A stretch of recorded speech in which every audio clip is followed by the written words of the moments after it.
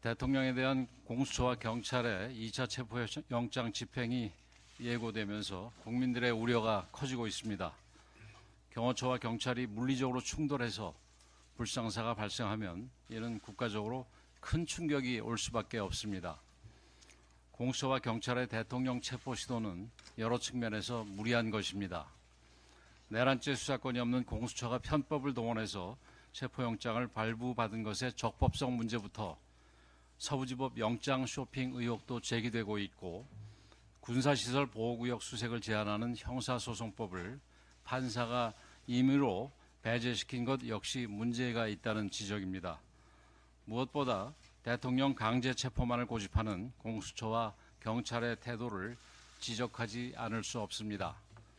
소위 돈봉투 사건으로 수사 대상에 오른 민주당 국회의원들의 경우 1년이 넘도록 여러 차례의 경찰 소환에 불응하고 있지만 경찰은 지금까지도 제대로 된 조사 한 번 없이 협조 요청만 반복하고 있습니다. 그런데 대통령 한 사람을 체포하겠다고 1000명이 넘는 기동대와 마약 범죄 수사대까지 동원한다고 하면 우리 국민들이 어떻게 이를 공정한 수사라고 납득할 수 있겠습니까? 어떻게든 대통령을 포승줄로 묶고 수갑을 채워서 대중 앞에서 망신을 주겠다는 의도로 읽을 수밖에 없습니다. 더욱이 야당이 대통령 탄핵 심판에서 내란죄를 뺀 만큼 대통령에 대한 내란죄 수사는 헌재의 판단이 끝난 뒤에 진행하는 것이 우리 헌법 정신에도 부합한다고 할 것입니다. 지금 많은 국민들께서는 공수처와 경찰이 이재명 대표를 위해 조급하게 체포작전을 벌이는 것이 아니냐 하는 의문을 제기하고 있습니다. 민주당 이상식 의원의 소위 SNS 공개로 경찰과 민주당의 내통까지 의심되는 상황입니다. 공수처와 경찰은 더 이상 국민들께서 우려하시는 일이 없도록 현명한 판단을 내리기 바랍니다. 민주당의 내란몰이가 이제 대통령을 넘어서 평범한 우리 국민들, 우리 청년들을 향하고 있습니다. 지금 민주당은 카카오톡 메시지, 커뮤니티 게시글까지도 계엄에 대해 자신들과 다른 의견을 이야기하면 내란 선전으로 몰아 고발하겠다는 전체주의적인 카톡 계엄령을 선포했습니다. 민주당은 이미 대통령 탄핵을 반대하는 유튜버 10명을 내란 선전죄로 고발한 데 이어서 앞으로 단순히 퍼 나르는 일반인도 신고를 받아 고발하겠다고 밝혔습니다. 2025년 대한민국에서 북한식 5호 담당제라도 하겠다는 것인지 중국식 사상통제라도 하겠다는 것인지 묻지 않을 수 없습니다. 애당초 계엄의 정당성 여부를 평가하는 것부터가 헌법에 따른 사법의 영역이고, 이를 한 정당이 내란으로 단정짓는 것부터가 대단히 위험한 발상입니다. 계엄이든 탄핵이든 국민 누구나 다른 생각을 가질 수 있고 자신의 생각을 자유롭게 얘기할 자유가 있습니다. 실제로 앞서 얘기한 리얼미터 여론조사에서 32%에 가까운 국민들이 비상계엄은 정당한 통치행위라고 응답했는데, 그렇다면 민주당은 우리 국민 32% 전체를 고발할 생각입니까? 자신들의 마음에 들지 않는다고 내란 선전범으로 모는 발상 자체가 공산당식 대국민 겁박이며 입틀막을 넘는 폰틀막의 다름 아닙니다. 과연 이런 사람들이 정권을 잡으면 얼마나 무시무시한 공포정치를 펼칠지 아찔할 지경입니다. 민주당은 소위 청담동 술자리 사건, 후쿠시마 오염수 방류 괴담 등 자신들의 수많은 가짜뉴스들에 대해서 단 한 번도 사과하지 않았습니다.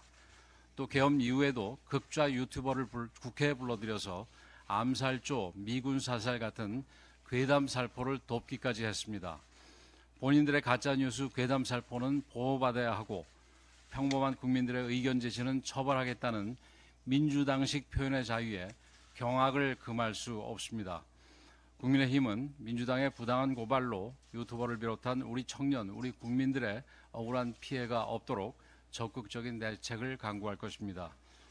국민들의 표현의 자유, 헌법이 보장한 권리를 지켜드리기 위해서 거대 야당의 검열과 통제, 억압 시도에 단호히 맞서겠습니다. 민주당과 야당이 발의한 특검법은 헌법과 법률에 전혀 맞지 않는 모순투성이 정쟁용 특검입니다. 특검 임명과 관련해서 제3자 추천으로 국민의 눈을 가리려 했을 뿐 특검의 본질인 수사 범위와 수상의 대상을 보면 기가 찰 노릇입니다. 무엇보다 수사 범위가 거의 무제한 전방위적입니다. 정부와 여당을 송두리째 해집어 놓겠다는 계략이 그대로 들어 있습니다. 특히 군사 기밀 등에 대한 압수수색을 광범위하게 허용했을 뿐 아니라 국가안보 등을 이유로 압수수색을 거부 방해할 수 없게 한 특례 조항은 심각한 문제를 안고 있습니다. 대법원에서조차 전례가 없다며 다수의 국가기관을 압수하는 과정에서 수사 대상과 무관한 다수의 국가기밀이 유출될 위험이 있다고 경고를 했습니다. 더욱이 민주당은 대북 확성기 가동과 대북전단 살포, 해외 분쟁 지역 파병 등을 이유로 들며 특검법에 외환 혐의를 추가했습니다. 국군의 정상적 활동까지 외환죄로 규정한 것입니다. 우리 군의 존재 이유는 우리의 주적인 북한 김정은 정권의 위협으로부터 국민의 생명과 안전을 지키는 것인데 군의 본연의 임무에 따라 해야 할 일에 외환죄 낙인을 찍는 것은 국가 안보를 포기하라는 말과 다름없습니다. 북한이 핵실험 미사일 발사를 반복하고 오물풍선 수천 개를 날리는데도 이를 막기 위한 군사적 활동이 외환죄가 된다면 도대체 앞으로 대한민국 안보를 어떻게 지키라는 것입니까? 북한군이 대규모 파병된 우크라이나 전쟁에 참관단을 보내서 현지 상황과 북한군 작전을 살피는 것이 어떻게 파병이 되고 외환이 된다는 것입니까? 이 모두가 결국 북한 김정은 정권을 돕겠다는 발상이며 민주당식으로 달러를 갖다 바치고 비밀 USB까지 넘겨주면서 북한의 비위만 맞추라는 이야기입니다. 미국 조야의 한반도 전문가들조차 북한 김정은만 이롭고 민주주의에 위협이 되는 발상, 이게 외환죄라면 국제사회의 웃음거리라고 우려하는 상황입니다. 개탄을 금할 수 없습니다. 이처럼 문제투성이인 특검법을 또다시 독단적으로 처리한다면 어느 국민도 특검의 공정성과 중립성을 믿지 못할 것입니다. 특검이 실체적 진실을 밝히기는커녕 정쟁과 혼란만 가중시키는 불행한 결과를 낳게 될 것입니다. 국민의힘은 민주당의 공포정치, 무분별한 겁박에 굴하지 않고 헌법과 법치주의를 반드시 지켜내겠습니다.